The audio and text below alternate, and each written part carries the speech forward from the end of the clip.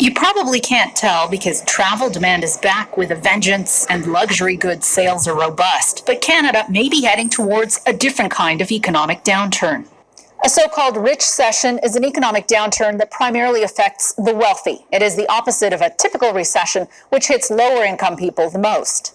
The first signs may be tech layoffs, which have already claimed many high-paying jobs. Some economists say this recession comes with a pay cut for the highest earners and a pay bump for the lowest. We are seeing minimum wage workers, lower wage workers, blue-collar workers gaining higher wages, getting more power, thanks to the labor shortages, while we're seeing higher paid workers maybe not gaining as much.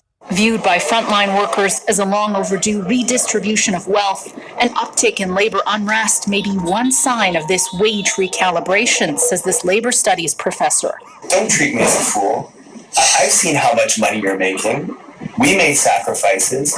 It's time for you to pay us a fair share of those profits. What has happened throughout the 20th century and the beginning of the 21st century, especially through the Great Recession, was that we saw the middle class sort of disappearing. Many economists say we're already in a so-called rolling recession where the economy is dragged down by floundering sectors like tech, but boosted by a strong housing market, energy industry, and the return of travel.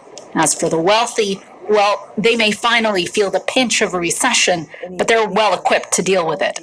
These higher income households were very well off to begin with, so they had more savings, they could tap into that to weather the storm.